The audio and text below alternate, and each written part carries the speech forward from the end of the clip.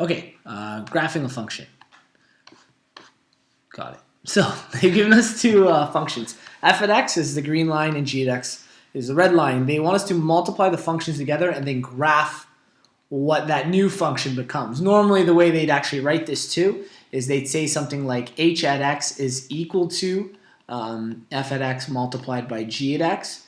Therefore, graph G-R-A, I don't know why I put an F there, graph h at x. They'd write it something like that, okay? Because you'd actually have to have a new function notation for the new function you get. These are both linear functions, meaning that we can find their equations with 2 points, okay? Now, on the paper you have, it's not a grid paper, it's just kind of drawn. So the only 2 points you can really tell are the x-intercepts. So for f at x, the one x-intercept is 1 and 0, and then its corresponding y-intercept is 0 and 2. With those two coordinates, we can find the equation of a line, okay? To find an equation of a line, we need to find slope. So if you recall this, we'll zoom in a little, okay? Slope using those two coordinates here. So we'll call it coordinate y and coordinate x, we'll call them. Y is at 0, 2, x is at 1, 0. Slope is m is equal to y2 minus y1 divided by x2 minus x1. Does that sound familiar? Yeah. And this would be our x1, y1. It doesn't matter which one we call 1 and 2. It's no big difference. x2, y2. Okay, so y2 in this case is 0, y1 is 2, x2 is 1, x1 is 0. So slope is negative 2 over 1. Is this making sense so far? Yeah. In other words, negative 2. So the slope of our f at x function, the green one here, is negative 2. So let's scroll up a little. So in other words, y equals mx plus b. Well, in this case, the m is, do we say negative or positive 2? Negative, okay. So the m is negative 2, x plus b is equal to y. In order to solve for the b, we need a coordinate on this line. Well, luckily we have 2, so we can choose either one. 1 and 0 are usually quite easy to work with. That being an x and y value, we're going to plug that in for the x and y values in here, and then use it to solve the b to get the actual equation of the line. Does that make sense? Mm-hmm. Okay. Because those points fall on the line, we can do this. We can substitute. We can substitute the other point in for those values and solve b, and it'll always come out to the same number because it falls on this line. Okay. So I take my x value being 1 and my y value being 0. So 0 is equal to negative 2 times 1 plus b. This is going to give me 0 is equal to negative 2 plus b. I'm going to bring 2 to the other side. b equals 2. So the equation of f at x is y equals slope being negative 2. Why did I write y there? F at x is equal to negative 2, there you go, x plus 2. Essentially, y is equal to negative 2x plus 2. That's what we just discovered. Yeah. So that's the equation of the linear function. Remember, a linear function has to have an x to the power of 1, and that's what we got here. We had to find slope, then we took a coordinate, plugged it in, found b, and we had our linear function. We then need to repeat the process with g at x. We have its two x-intercepts. Sorry, not two x-intercepts, but its x-intercept and its y-intercept being negative 6 and 0 and 0 and 6. So, I'll draw a little line here. We're now working on g at x. The coordinates were negative 6 and 0 and 0 and 6. Okay, I'm going to try to get you to walk me through this so you remember how to find an equation of the line. What's the first thing I found last time? The slope. Okay, so let's call this coordinate 1, coordinate 2. Slope m is equal to, if this is x1, y1, and this is x2, y2, how does it start? So, okay, we go 6 yep. minus 0 over 0 minus negative 6. Good. Which will give me what? 6 over 6. Which is? 1. Good. So my what is 1? Slope. Slope. What's my next step? Then you have to plug in both of the coordinates to y equals mx plus b. Okay, so we have y equals mx plus b. What can I replace? I place 1 with m. Okay, that's right. We know the slope is 1. So And y then- equals 1x plus b. And then you can do 6 equals 1 times 0 plus b. Right. Which coordinate are you using to plug I in? was doing 2. Coordinate 2? Okay. So what's the x value? It's 0. And what's the y value? 6. 6 equals 1 times 0 plus b. Is that what you said? Yeah. You're a genius. I just didn't hear it right. Okay, good. So that becomes what? It becomes 6 equals 0 plus b. Yep, which is b equals. 6. Good. Now what? I got b, or I have b, and I have m. What's my equation for g of x?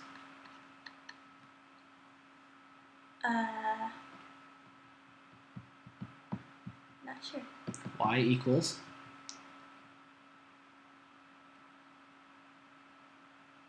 We pretty much had it right here. The only thing we're missing is our b. Oh, y equals 1x plus 6. Which can also be written as gx is equal to x plus 6. Okay. So here's what's important. Let's zoom out again. We've now found our two functions. I'll highlight them because it's kind of in a mess here. Okay. Our two functions. The first one, our f at x, is negative 2x plus 2, and our other one is g at x plus 6.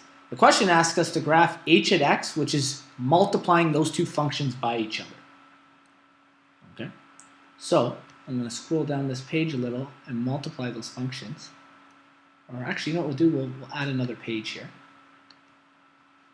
We'll work on corresponding pages. Okay. Dual page. So what I'm going to do is I'm going to take those functions and rewrite them here.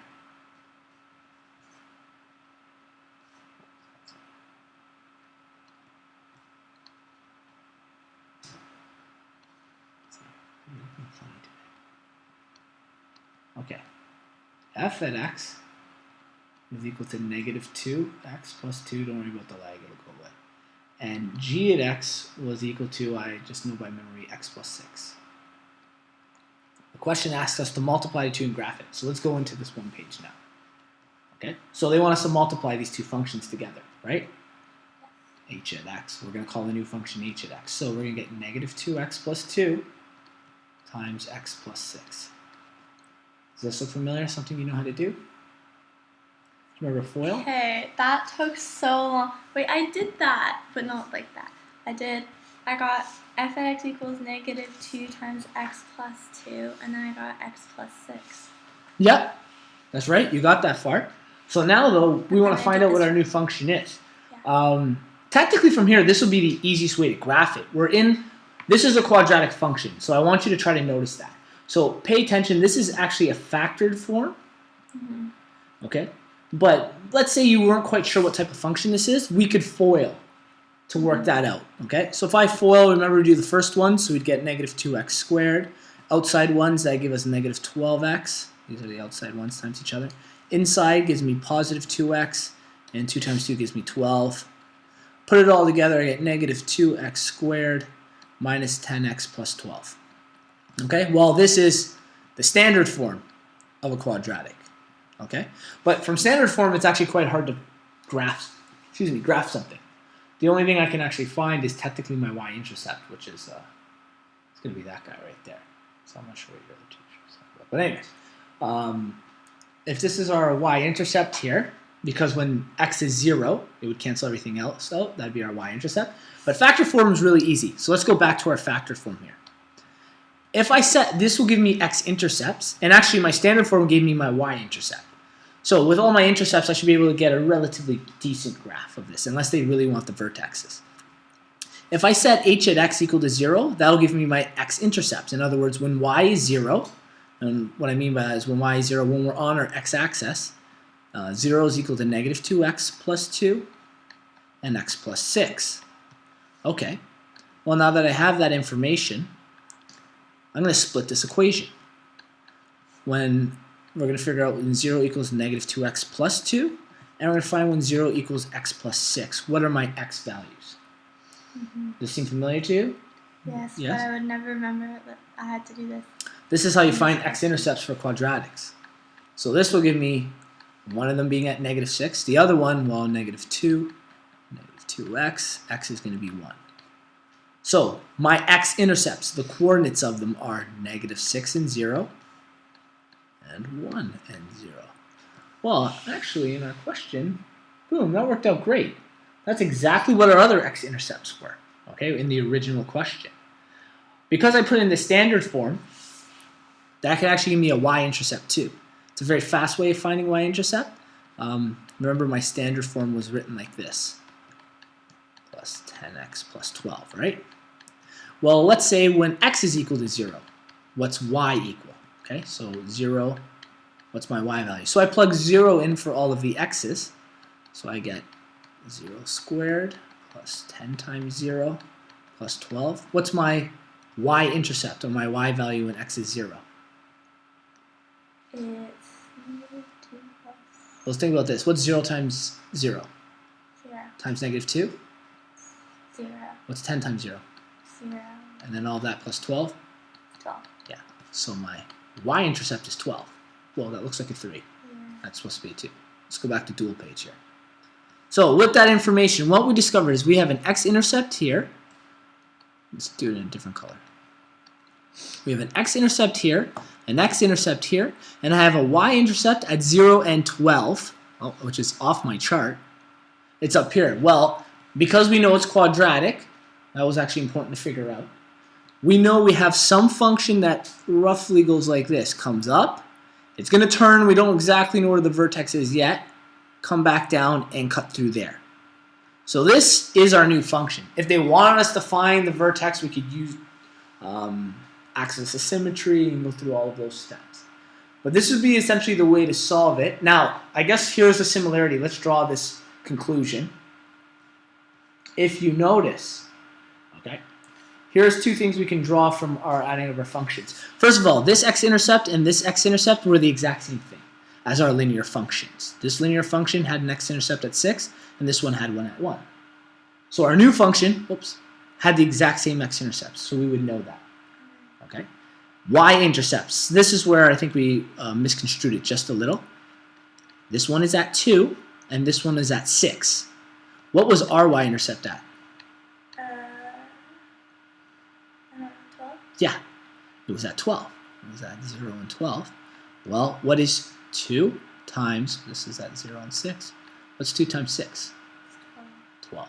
So that's how you'd find the new y-intercept. You wouldn't divide, you wouldn't find the average. You multiply the two of them. And then from there, we'd have our giant quadratic. So that would be putting them all together there. Okay, quite a bit of work to that.